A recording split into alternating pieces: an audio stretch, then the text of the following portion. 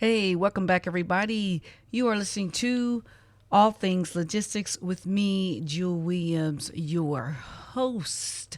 So, as promised, I want to talk about today lease versus owner operators versus lease purchase and some other things in regards to leasing. So, let me clear up some things before I get started. Number one, I'm not an attorney. However, I'm a business major. So I look at business models and how best to put together business models, rearrange business models, what works best for a business model, so forth, so on. I also have an extensive background in transportation logistics. I drove a truck for 15 plus years. So on this podcast, what I'm doing is providing some information for those of you out there who are in this freight industry right now, and it's under a lot of different shifting and fluxing and all this different stuff. So you're probably looking at your business model, or at least you should be, because it is going to change, it's going to shift, and the focus of your business model is to extract as much income and profit as you possibly can and maintain your business. Those are the key elements of this. Okay. So what I'm going to be doing today is I'm going to be looking at the lease business model, what that could look like. As far as if you're already doing it, you might want to tweak some things based on what I talk about here. You might just want to watch this for some information. If you're new to trucking and transportation, then you're probably going to be evaluating whether or not a lease option or the different types of lease options, which one is best for you. At the end of the day, is the bottom line. Can you make money from a lease? And is it the best way to go, looking at the circumstances in the environment as we have it right now? So before I get started, I also want to say, please subscribe, share this with your friends, people you may know in the industry. Click the like button, turn on your notification bell, and share the video. I appreciate all your support. And for all my new subscribers, welcome. I thank you for signing up for my podcast. All right, so let's get into this.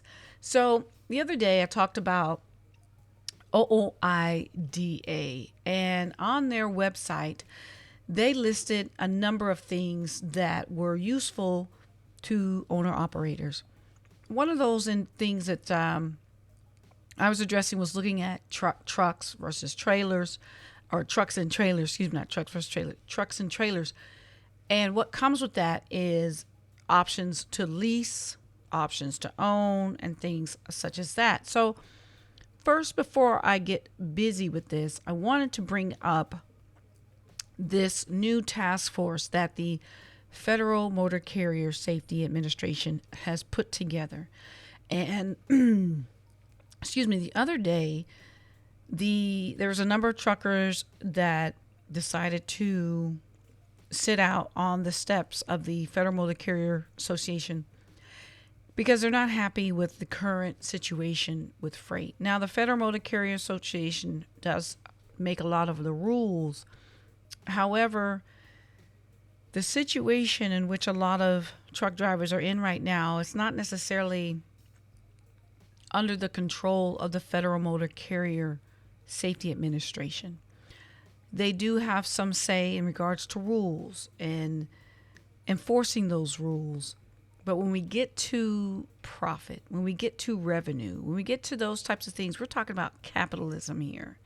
And so that business model of capitalism, it takes a lot of things away and control out of the hands of the Federal Motor Carrier Safety Administration.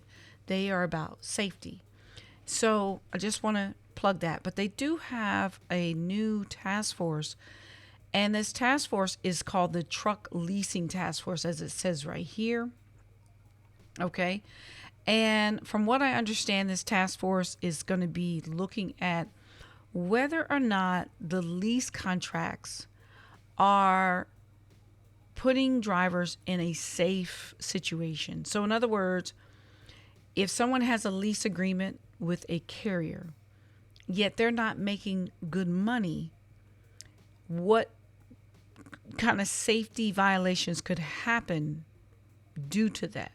So I see that they're looking at is the contract a cause of drivers being unsafe? So causation relationships is what the main focus is.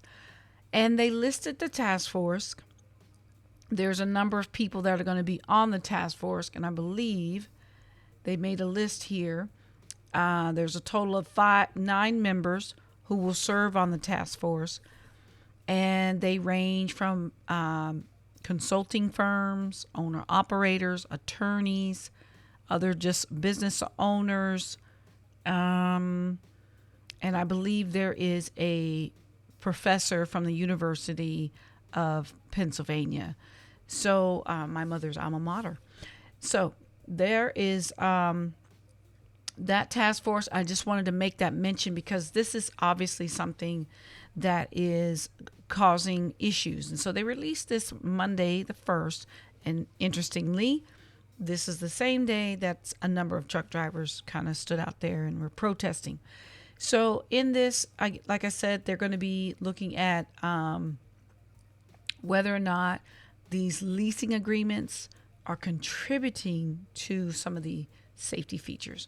All right, so let's get into this. So what is leasing to a carrier? So I found this on downtimeclaims.com. I believe this is a website in regards to attorneys and legal things looking at this. So this article came out about a year ago, April 27, 2022. And some of the highlights, they talk about the difference between an owner, operator, and a carrier. So an owner, operator is somebody who owns their truck. They're going to have the trailer already, and they're also going to have the tractor. Okay. Now, there's also a person who just is going to be leasing their time.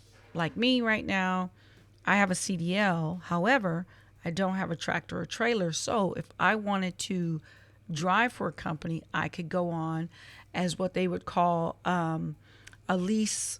I could go under a lease purchase agreement. I could go under a lease program, or I could go under a lease agreement. So those are the 3 main lease agreements that we're going to kind of go over and mold over. So this particular article discusses the type of contract is best, that a lease agreement contract, okay, the first one, that it's best suited for owner operator who is getting started, okay, they have poor credit, or they can't afford to purchase their own truck. So in this particular situation, this person has a CDL like myself, and they go to the carrier and they say, "Hey, I want to work with your company, and I want to come on as a lease purchase agreement. So I don't have my own truck yet, but I want to lease this truck with the potential that I'm going to purchase it once I go through the contract." Okay. So throughout the duration of the contract, which has to be stated, and here's something you should be looking for: the age of the truck. This is highlighted here because it's important. There's a couple things you want to note.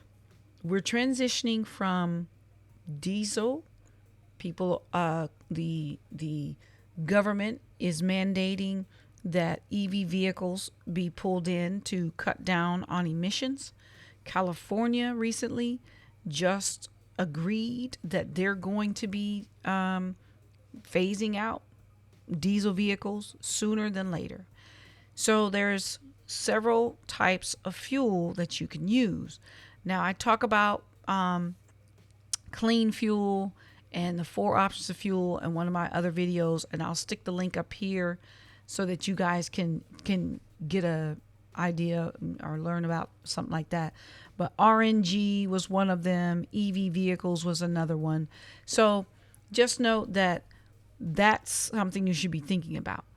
Is that truck that you're about to lease going to be able to transition and stay with you after the emissions laws and rulings finally settle down. Okay. If it's not, you might not want to get into that type of lease. Now, be aware of the typical duration of this type of contract. How many years is it going to be? So we're in 2023. You're looking at 2024, 25, 26. I know that a lot of this migration out of the diesel is coming quick. Now, whether or not it's going to stay that way once we go on a new president and all that kind of stuff is going to be iffy. But just be aware that it is going to happen. Now, the next one is the leased program.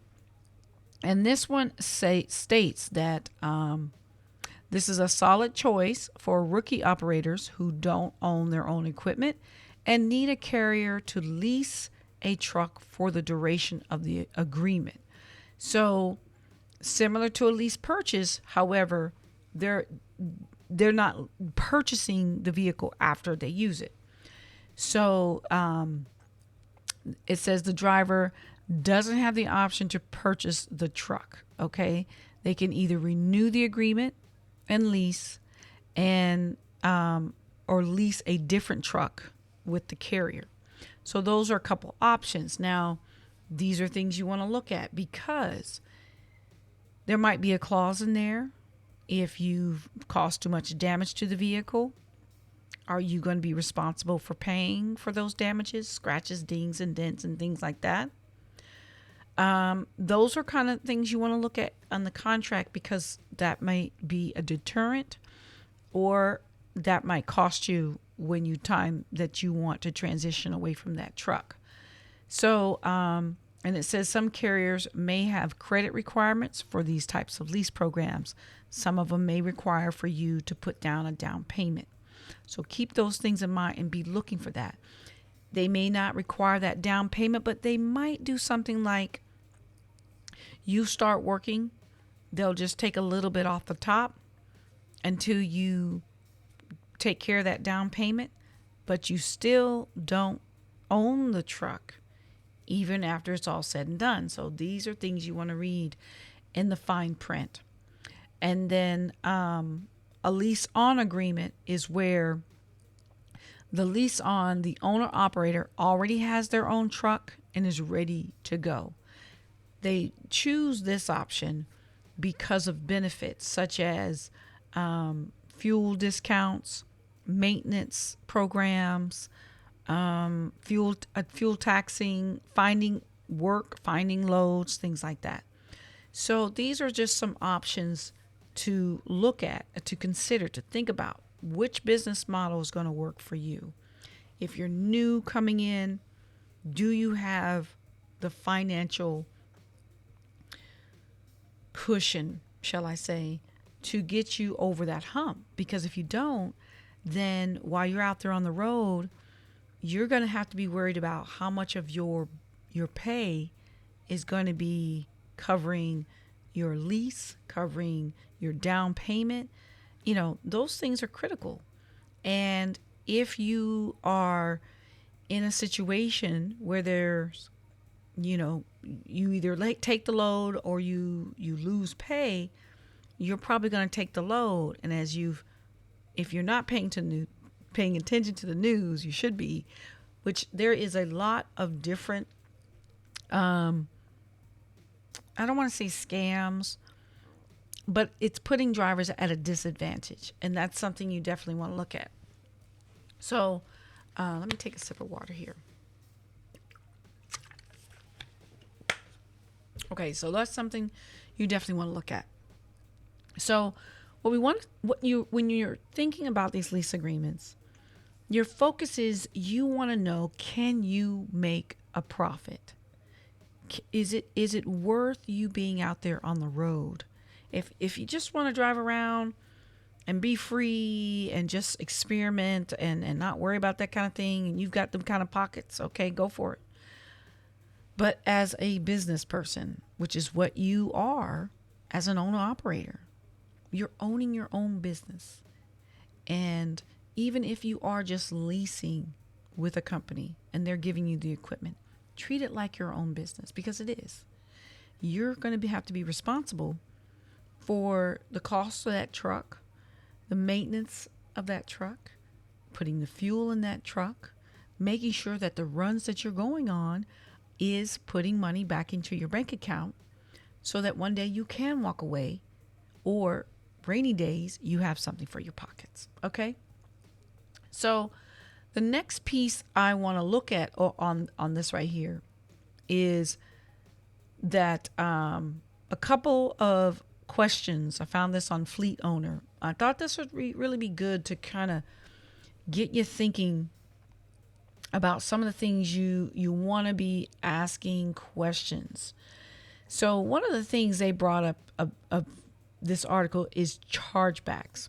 Now, I have a story that I was not a leased owner operator. However, I was a new driver, and the company sent me do a drop hook. I did the drop hook. I picked up a loaded trailer already sealed, so forth. But there was damage to the freight. Now, I had no control over that. The freight was already sealed. Evidently, the trailer had a hole in it, so I went through some rain. Water got up in there and damaged some of the stuff. And so the company that I made a delivery to filed a claim. Now, in a situation like that, for an owner operator, that might be considered a chargeback.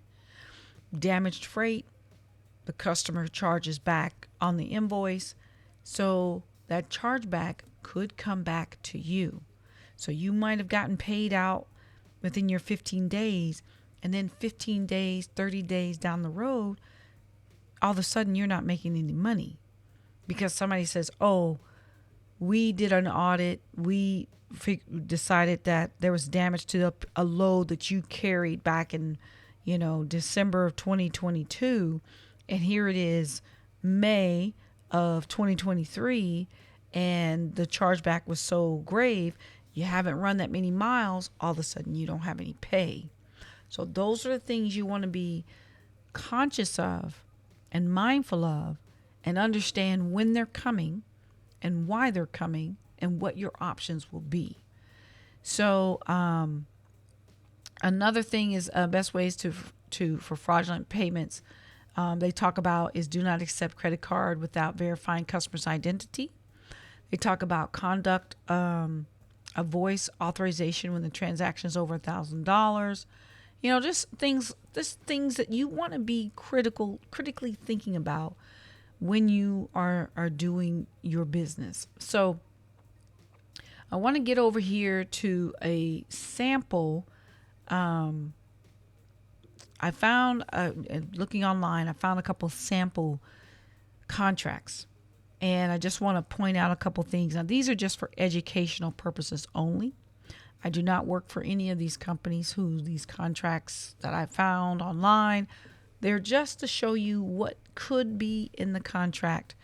And some of this, this is regulated. Leasing contracts are regulated by the Federal Motor Carrier Association. And that's just to make sure that the proper wording is in place.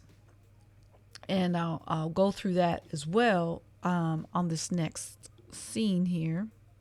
So what this is the FMCSA's 49 CFR 376.12 lease requirements. This is a really good PDF file as it talks about parties, duration, and what should be in the agreement, like the parties, duration of the to be specific, exclusive possession and responsibilities. You've got compensation to be specified, items specified in the lease, payment period. Now, this is particularly interesting because I don't want to do that. Actually, I don't want to do that either. It's hold on just a minute. Let me get out of that. Okay. So it says here, if I can highlight it, it's not letting me highlight. Okay, it's not letting me highlight. But anyway, it's number F right here. And it says the payment period shall specify that payment to the leaseor shall be made within 15 days after submission of the necessary delivery documents. 15 days. So this is an FMCSA requirement. If you are leasing with someone, they have to pay you within 15 days of you giving them the documents.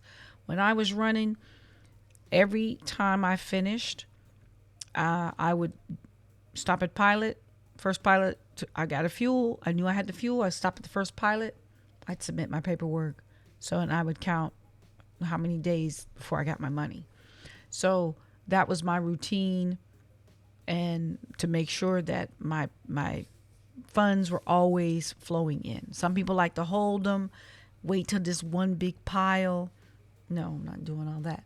So anyway, they talk about copies of the freight bill, other forms of freight documentation. It says when a leasor's revenue is based on a percentage of the gross revenue for a shipment, the lease must specify that the authorized carrier will give the leasor, before or at the time of settlement, a copy of the rated freight bill or a computer generated document containing the same information. That's what it says right here in G.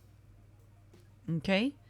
So I heard something today on a video by Mother Trucker in regards to some of the protesters, and one of them was raising the sign for the FMCSA to enforce their policies.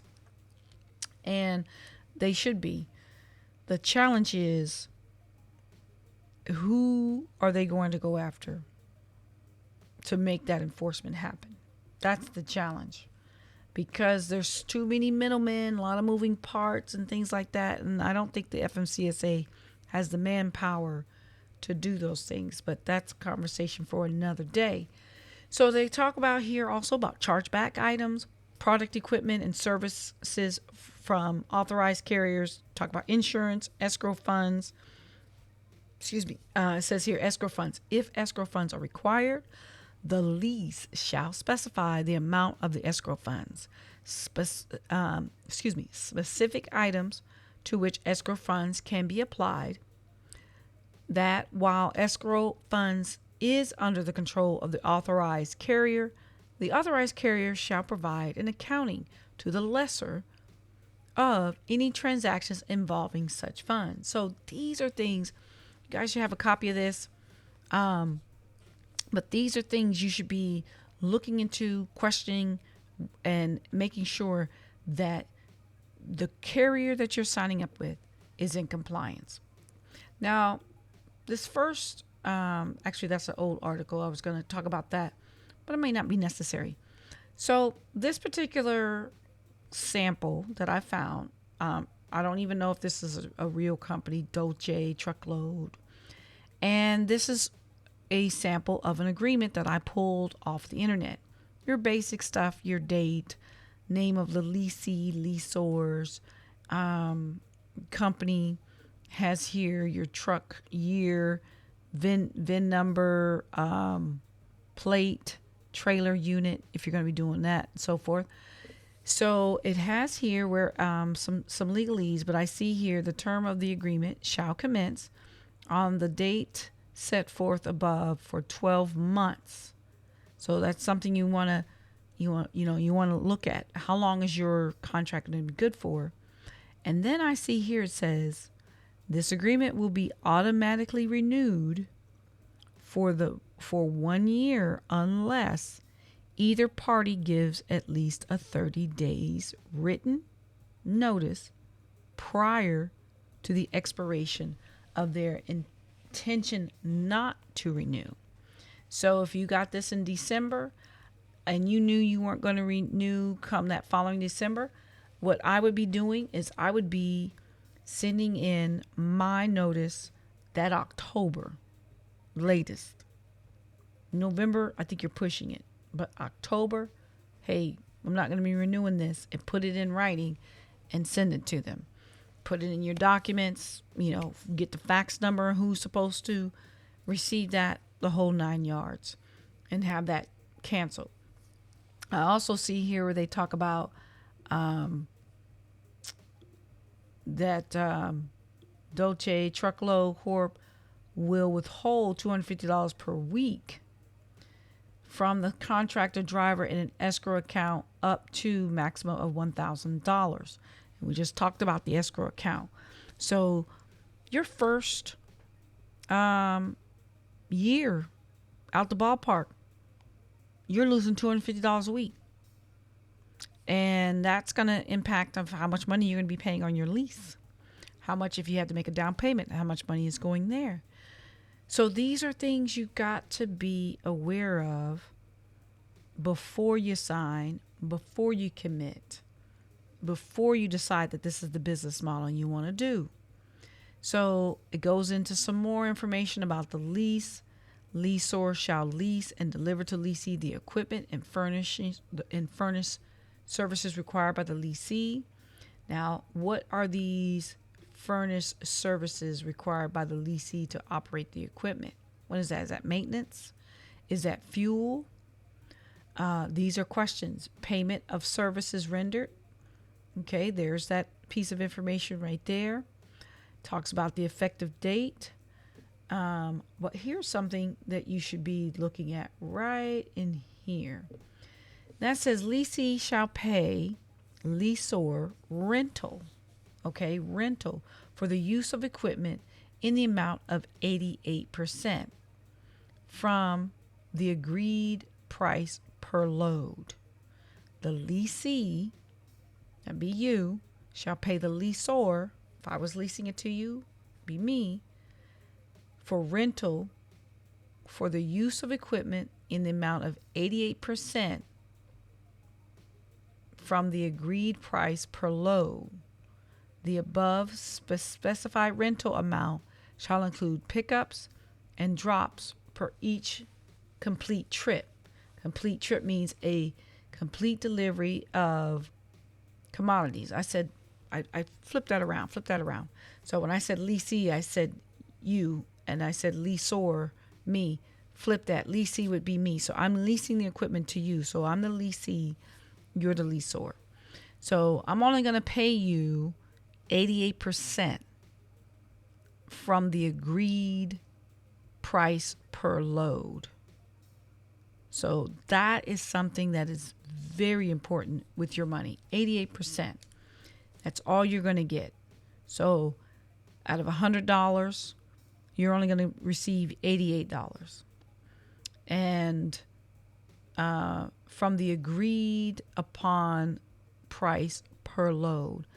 So if they agree, whatever I agree to move that load, okay, if I agree that it's going to be $1,000 and you move it, you're not going to get that $1,000.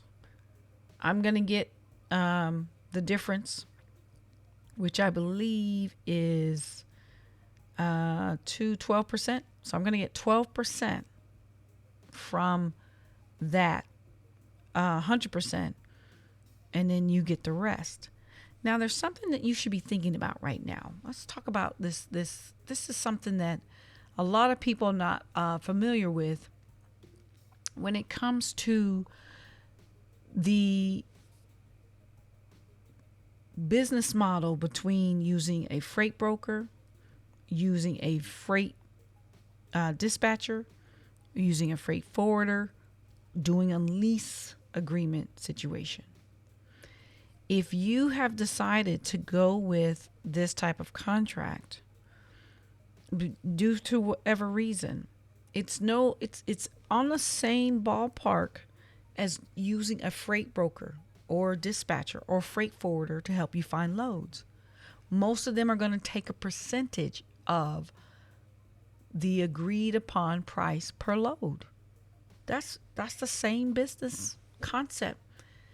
The only difference is this carrier leaser person is giving you some equipment, whereas in a freight broker dispatcher situation, you bring your own equipment.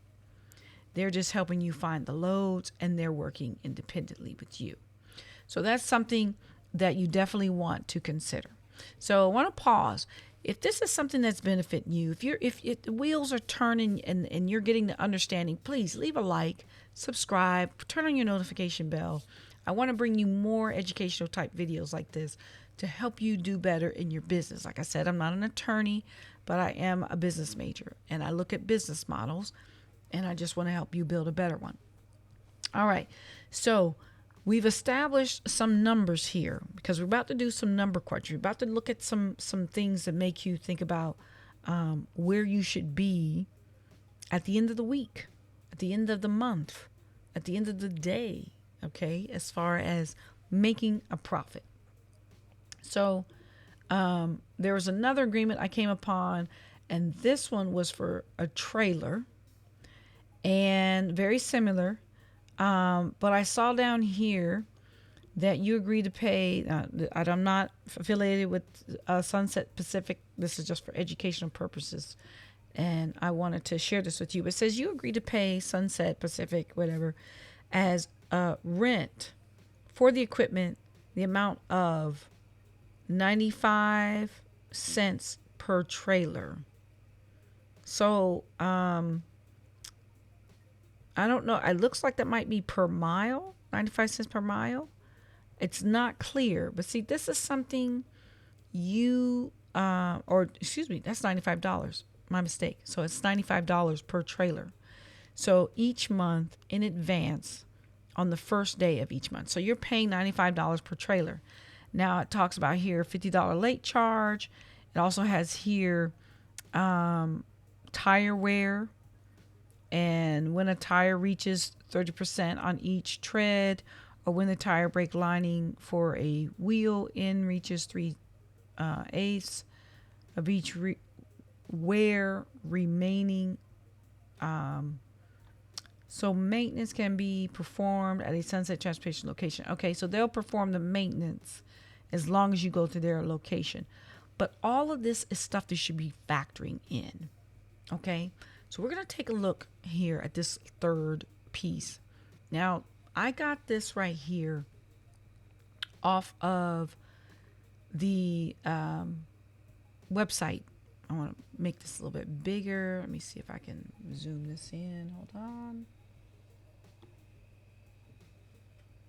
There we go. Yeah. Okay. So I got this off of the OOIDA website. I'm trying to make it bigger for you guys can see on camera so you know what I'm talking about. So I'm just inching this up. I think that's about right. Okay, good. So this is something I could pull off of their website, and it's basically to help you with your lease purchasing a truck, do the economics here. Now, on this left side, they talk about an assumption table. And what they're looking at here is compensation for miles. So you were compensated for 110,000 miles. However, uncompensated, meaning they didn't pay you for this, was 20%. And this is how some of them will do it. They're not going to pay you for the full mileage. So you drove 132,000 miles, but you were only compensated for 110,000 miles. Excuse me. And you were compensated at 82 cents a mile. Now, excess miles limit per year, they're talking about 120,000. Excess miles penalty cents per mile is I would say 4 cents. I just rounded up to 4 cents. And then, of course, your fuel price per gallon is going to fluctuate. You could be looking at the average. You can always Google what's the average for the year, the previous year. There's 3 ways that you can evaluate. If, what I would do, I would look at the mean, the median, and then the mode. What that is 3 numbers that you can calculate out based on the year. So, for example, let's say you've got here. Let's add another sheet. So, right here, let me make this a little bit bigger. Okay. So let's just say we want to establish what is the median, mean, and mode. And what you're looking at here, what was the average price for the year? What is the middle price, you can call it? Okay, meaning the middle price being what was the highest price, lowest price, and what was in the middle. And then you can, what was the most one that showed up the most, okay, on your fuel. So let's say average price was $3.55. Let's say the middle price was at $3.65. I like to use even numbers. I'm going to say $3.65. And we're going to say that, no, 3, not 33, $3.65. And then we're going to say that the price that we saw the most throughout the year, we're going to say it was $3.50. Okay. So what you've got here is a good calculation onto whether or not or what you can use to plug in for this number right here. You can use all three. What would your money look like if it was at $3.50? What would it look like if it was at $3.65? And what would it look like if it, because those were the numbers that you calculated out. So you can use that as a way to determine what fuel price you want to look at as far as prices. The average miles per gallon, you get 6.5. I talked about that in another video. And then you have here fuel price per mile. So they're showing here your fuel price per mile averaged out to be 0.5769. So you're looking at an estimated fuel cost per year based on this number of $76,153.85. That's a lot. So you have to, just right off the bat, you're coming out of pocket with that much fuel. Now, you can go to, like I mentioned before, our IDA has some discounts. I lost my my screens. I'll get them back. But the OOIDA has some fuel cards that you can use so that you can possibly save some money on your fuel cards. But this will give you an idea as to what you need to make just for your fuel costs. Okay. Now your maintenance reserves, they're recommending like 5 cents. Your escrow, 6,600, which on that other one we read, it was I think it was 1,000. So that's something to look at. And then your weekly lease payment. What is that going to be? Now here they've got $425. Some lease payments may be higher than that. They might go as high as $1,200. But these are the things you would plug in. And then this would get your annual lease payment at $22,100. And that's coming from all your numbers that you've punched in over here. So when you look at compensation that we've got over here, your gross compensation for your miles is 90,000. Excess miles penalty 420. So your net compensation is $89,780. But then you have to go and take out your direct cost. You've got fuel at $76,000. You've got maintenance escrow at $6,000. Repairs, tractor tires, your Qualcomm, which I don't think they use Qualcomm anymore. I think they're using your cell phone, so the app, so you might have to pay for the app. You've got road, fuel, property, highway taxes. You've got unloading and loading, like your lumper charges I talked about in another video. Licensing, permits, your phone, truck washes, fines, and tickets. And that's just costs that directly impact. So subtotals looking at $101,439 cost. Now, mind you, your net compensation is $89,000. Okay, now these are just play numbers. These are not real numbers. They're play numbers. It's all going to be based on the lease contract that you have. Then you're factoring in insurance, physical damage, non-trucking liability, cargo insurance, workman's comp. you're looking at a subtotal of $6,692. Your direct, indirect costs, you got bookkeeping, meals, lodging. Now, you can do your own bookkeeping, get a spreadsheet. You can use Google Docs, it's free. Meals, you got to eat. Then you have your lodging. I would say lodging would come in handy if you really needed to stay in a hotel because your truck broke down and they're waiting on a part and you just can't move. And there's nobody around you that's family. You've got your medical insurance and you got your miscellaneous expenses, another subtotal of $14,885. So your annual lease payment, $22,100. You're in the hole. You're in the hole. A net negative $55,336. You haven't even taken off yet. But this tool right here can help you understand whether or not your business model is viable. And a lot of people get out here because they've heard that this is the time, this is the place. Not right now. Not right now. And that's not to say you shouldn't get out here and try. What it is to say is you need to be reading the fine print. You need to understand, is this the right business model for you based on what areas you want to go to? And so if you found this information helpful, like, subscribe, turn on your notification bell, leave me some comments, questions. I'll be glad to do a video on something that you really like that will take you deeper. I'm going to be continuing my series at looking at tools and resources that you can use while you're out here on the road.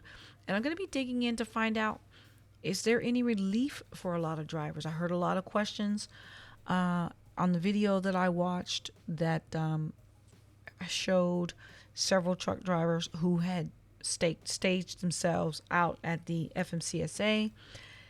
And there's a lot of issues going on. So I'm going to look into some, see if there's any solutions to help people out here. You guys are struggling. You're the backbone. As a truck driver, I know nothing gets to where it's supposed to be unless it's a truck driver driving it. Even the rail. You're going to need a truck to take it from the rail yard to the warehouse. You're going to need a truck to take it from the warehouse to somebody's house so they can use it. Unless they're picking it up with their cars, and nobody's doing that. So I hope this was helpful. I shall catch you guys on the next video. Thanks for tuning in. Have an awesome day. Peace.